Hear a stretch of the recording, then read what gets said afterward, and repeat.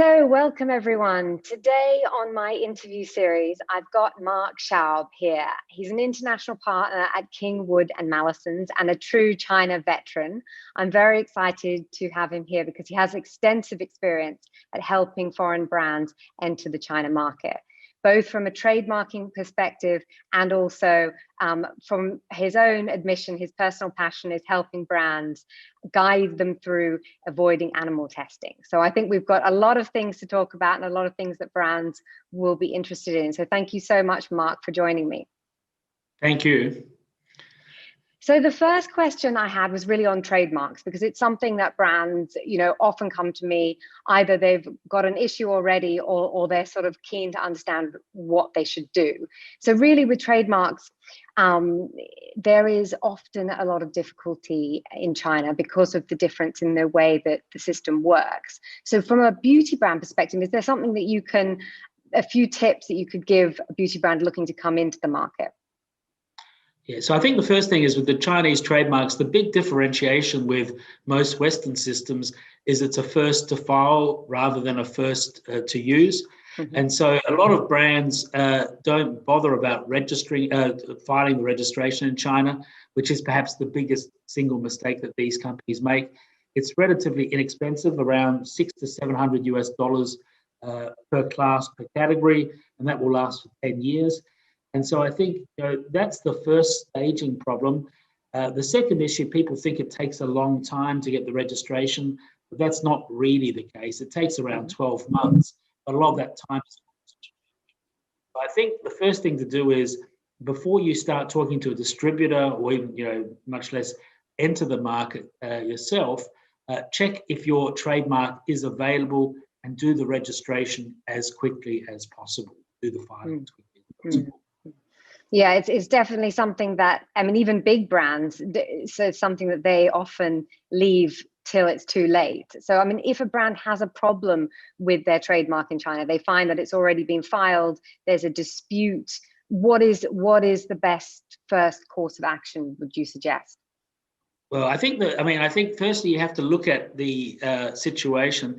It used to be that even large brands wouldn't have registered in China, but that's less the case nowadays. No. I think it's mostly the small and medium ones who didn't really think about it. The bigger ones now are aware of it. I think if I was with a brand which had a certain level of fame in overseas markets, this may be counterintuitive, but I would try to buy the trademark from the Chinese side. Litigation will take a long time. It's uncertain. And, if you do it incorrectly, you may successfully knock out their registration just to have somebody else swoop in and get the registration because they're ahead of you in the queue. So, and that's difficult for a lot of people because they often feel emotional about it. So I think you have to look at the case.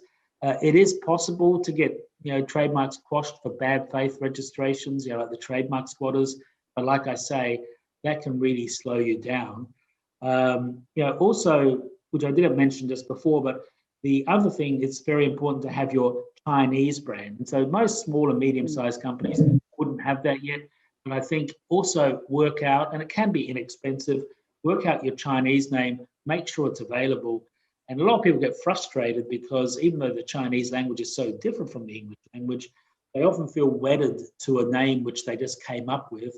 And China's the #1 trademark country in the world. So if you think it is a short, punchy and good name, there is a high risk that somebody else has thought the same thing and registered it. Before you start marketing it and launching it, come up with a Chinese name and make sure you've got your application. Okay, yes, Chinese, that's a good one. The one that brands often, obviously you need to trademark your English name, but also do that due diligence in that first process of working out what your Chinese name should be, and then doing that. That's very key. Okay, so on trademarks, it's an emotive, as you sort of touched on, it's an emotive topic, but it's something that brands should just get on and do. I think even if they're not looking to enter the market yet, as you said, if they've got some degree of recognition in their home market, if you've got 700 plus pounds or USD, just go ahead and trademark it to be safe, and better safe than sorry. Yeah, well, at least, I mean, even if you're a small, medium-sized company, I realize there are, investment restraints. But I think really, if you ever think China would be a possible market for you, at least for your English name, register that, because the Chinese name, that can always be dealt with later. Yeah. Okay. Okay. So on to the second part, which is really about getting into the China market without animal testing, and something that you said that you're particularly interested in. And I know that it's something that all the brands that I work with are cruelty-free brands. So we mainly do cross-border e-commerce. With the new changes coming in 1st of January next year, the CSAR, is there anything that you particularly think? I think things are not fully clear yet, but from your perspective, is there something, headlines that brands should really be looking at? Or well, nothing about animal testing, unfortunately. So I think cruelty-free, it's not a legal term. So I think there can be differences of opinion on what is a cruelty-free brand, and I think some of the organisations even have more strict controls, and definitely some of the beauty bloggers have stricter requirements than others.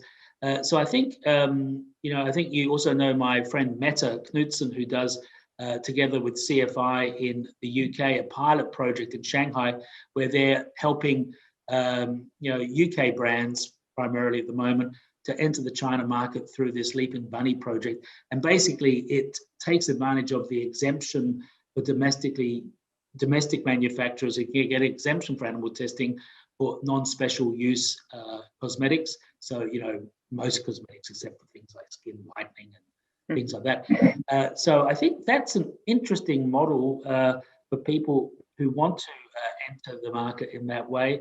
And I think something which I've seen a bit in recent times is a lot of the big brands, they own other brands which are more bespoke.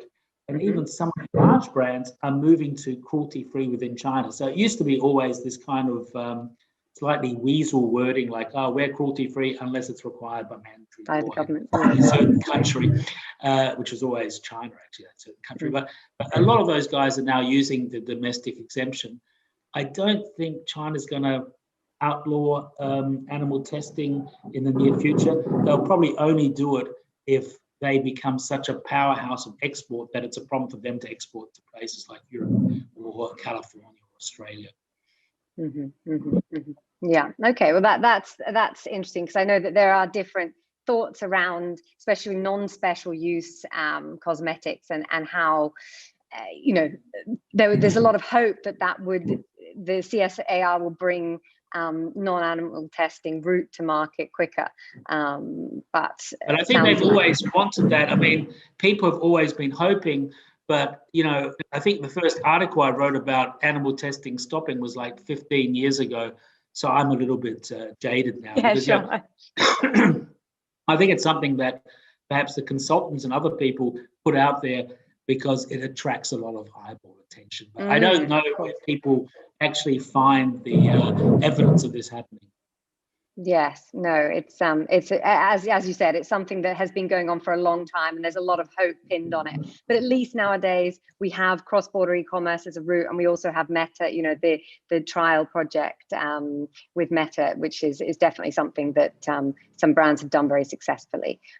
So I think that at least there are routes to market that are cruelty-free.